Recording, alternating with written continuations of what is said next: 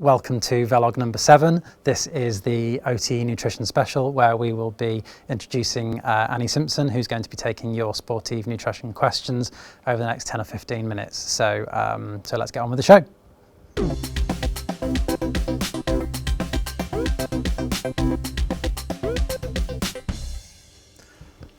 Brill. So at the start, we promised you the opportunity to pitch questions. So who wants to go first? And with your questions, I'm going to ask you if you can just give your name and let me get to you with the microphone before you start talking. I haven't got a specific question, but you mentioned the OTE website. It's got some refreshers from what you've gone through, has it, on there? Yes.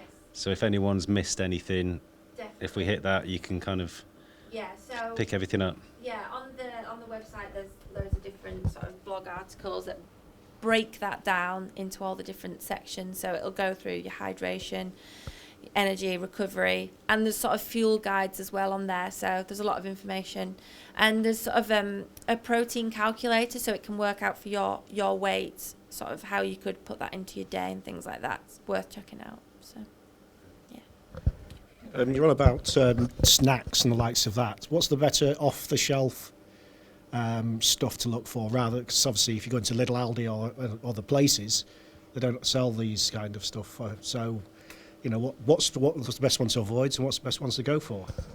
So if I was going to do some snacking, I'd always try and go for high protein things. So, you know, it sounds a bit bizarre, but just having sort of maybe some cooked chicken or something. If you have a fridge and stuff at work, that's great. Greek yogurt's a really good one to snack on as well. And I would always just try and have sort of a whole meal, Brivitas, your rice cakes, things like that, and top them with maybe some good quality peanut butter, Philadelphia, stuff like that. Stuff that's going to keep you fuller for longer, because if you go for sort of the really refined carbs, so really sort of, you know, your crisps or white bread, not that it's bad for you, but you know, things like that, you find yourself going back for more because of the sugar in it. So if you can go for the protein ones, you'll actually find yourself eating less and feeling more satisfied from it, if that helps. Yeah, I was thinking more of the dry stuff as well, because our work is we don't have a fridge. Okay. So it's literally something that's in my drawer. Oh, I can just snack on that. Yeah, so things like nuts are good. Nuts, it's very easy to overeat, so I'd always have sort of a, you know, the portion size is a small handful, but it's better to take that and then put the bag somewhere else, because they're pretty addictive, and nuts. Things like that, you know, rice cakes and things like that are quite good. Let me think, what do we eat? Pretzels, they're pretty low in fat. Things like biltong. Have you tried that? Sort of like, it's a bit like beef jerky, very high in protein, doesn't need to be refrigerated and things like that.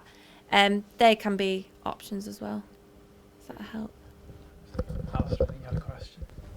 Yeah, if you've got your fueling right, you know, I race time trials sort of quite long distances sometimes, but what are your thoughts on if you fuel just before, then it'll obviously raise your insulin levels, and you don't want that to happen. So traditionally I sort of have a 2-hour window where I won't use anything but water while I'm warming up before an event, and then I'll start using carbs just sort of 10 minutes before I start. What are your thoughts on that? Would you wait till you're actually in the event before you start consuming carbs, or would you start before? I would, so I think about this when I'm doing cyclocross. So I would actually take sort of so I'd maybe probably have a gel before the start, and like you say, I'd take it within the warm-up, because when you're exercising it sort of alleviates that spike. So I'd start my warm-up maybe like half an hour before, well no, probably about 45 minutes before, about 15 minutes messing around between warm-up and start the race, but have it around that half an hour mark. Like you say, if you've fueled properly up to the event, you know, that gel is not going to make that much difference. It's more, for me, I'd have a caffeinated one, so it's giving the caffeine chance to get into my system for the start. But I would say that everyone's different. Some people, you know, would have issues with sort of consuming food close to races because of sort of being able to digest it. Other people, you'll find, can eat right up to the start and it won't affect them. So again, it's what's right for you. But that sounds like, you know, if you're getting the best performance out of that, then yeah, definitely keep it up.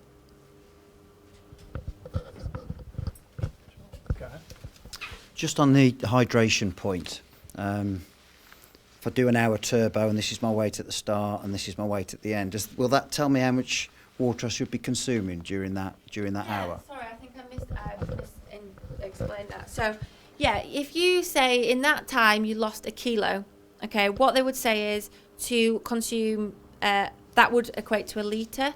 So, but to sort of help with the recovery, they'd say for every kilo lost, you consume 1.5 litres.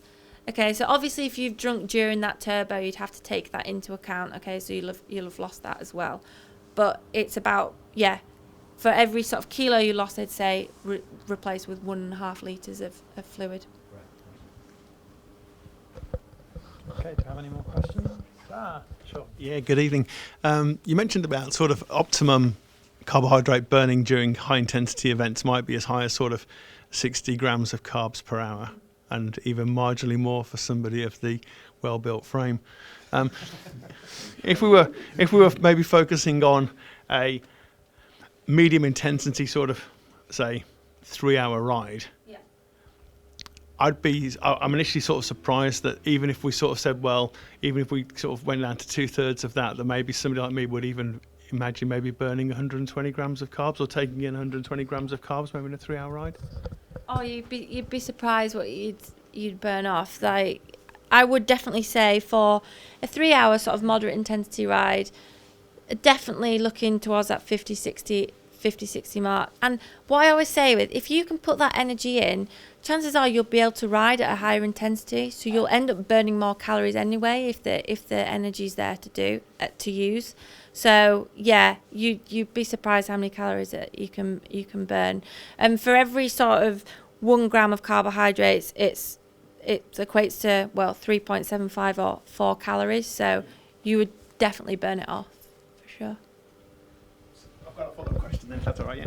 So recommend sort of if we're out on the bike and it's a medium intensity ride, so you've got the facility to take food or liquid on board as you sort of see fit. Would I be correct in assuming that sort of most, I don't know about OTE, but as a generalisation, maybe a gel's probably only got about 30 grams of carbs in it at max? Yeah, so OTE gels have got 20 grams in. So yeah, I would, again, it's down to personal preference, but if I was doing that sort of ride, I'd probably start off with one energy drink and one bottle, 500ml bottle of water or one of those electrolyte tabs. And then, so I could sip on those during the ride, okay? So you're getting 40 grams from that 500ml bottle. Then I'd start off with sort of my solid food, so maybe take a banana, a bit of flapjack, okay? Banana's about, that would probably see you through, that and the bottle for the first couple of hours.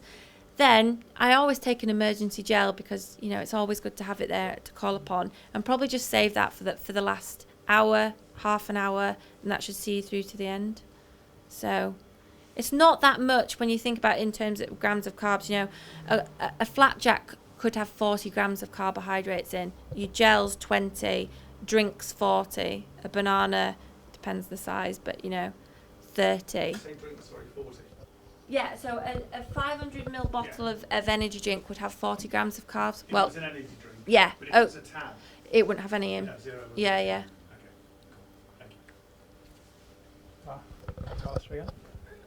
When I finish a race or training sessions, I always have a recovery drink and I'll use 20 grams of protein. Have you got any particular sort of, normally I'll put carbs in there as well, but I've never really thought about it till tonight, listening to you talk. But what would your recommendations be for the quantity of carbohydrates that you would add for somebody my size, 80 kilos, you know, after a high intensity effort or a race? I'd probably go for like 1 gram per kilogram of body weight. The thing is, within that's just, like I said, it's just to kick start it. And then if you're going to then go on to have maybe your lunch a couple of hours later or an evening meal, as long as that's got your carbohydrates in there, again, it's like with everything, having little and often is going to be better to be able to replenish your stores. So you don't want to bombard yourself with carbohydrates within that recovery drink. But yeah, 1 to 1.2 grams per kilogram of body weight, I would say. And for something that was more of a sort of a moderate tempo ride, you would reduce that thereafter, would you? Yeah, I think for sort of those moderate tempo rides, it is a bit of a, do you have a recovery drink, do you not? I would always think about how close in proximity your next meal's going to be. So, if you're not going to have a meal for, say, another 3-4 hours, then yeah, I'd keep it the same. I would keep the recovery drink the same.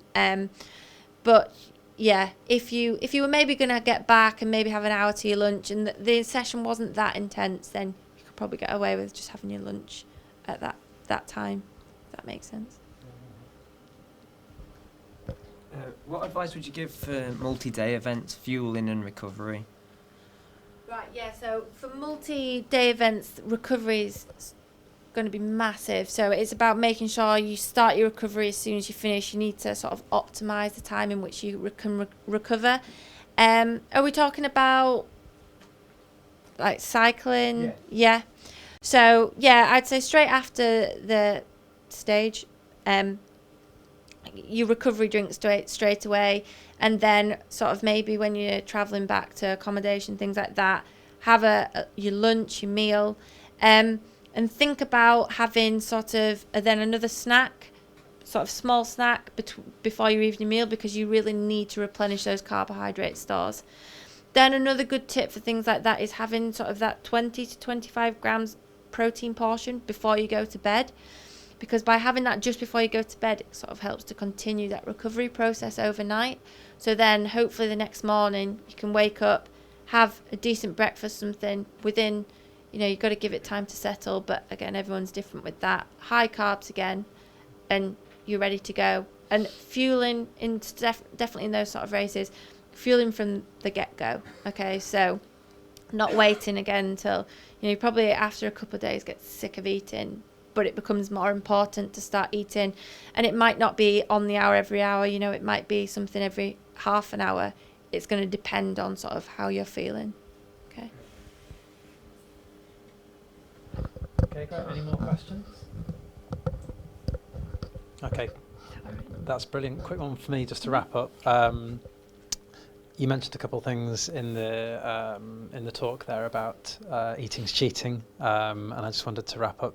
What was the worst one you've ever heard from an athlete you've been training, in terms of stories about what they would or wouldn't eat when they were out on their bikes? Oh, it's crazy to think some of the top sort of domestic riders, like in the country, will just go out and train on just a coffee, and that's it, and then not want to eat anything because it's seen as a sign of weakness. And it's changing now. It's changing, and we always get the guys on our club run that's like, oh, in our day we just had a Mars bar and that got you round. And yeah, to an extent that's, it would, but if you're thinking about optimal and things like that, it's about making sure that you are on top of it, not just whilst riding, but before and after as well. Brilliant. And lastly, if you had the biggest tip you could give to any cyclist, particularly Sportive riders that are out there, what would the number one thing be that they could do to improve their nutrition? Of all of the things you've described tonight, there's lots of great insights in there, but what's the most? Always trial what you're going to do in training beforehand, and think about when you get to an event, there might be nutrition available, but some nutrition can give people bad stomachs, and you don't want to get into an event and try something that's actually going to leave you with a bit of stomach pain halfway around. So trial what you're going to use, and make sure what you take with you you're going to enjoy, because if you're suffering on a Sportive, you don't want to think about something that's horrible in your back pocket. You need a bit of morale food as well. So trial it and enjoy it. Brilliant. I think that just about wraps it up then. So thanks for your time this evening, folks. Thanks for your questions. And I guess this probably wraps it up for Velog number 7 as well.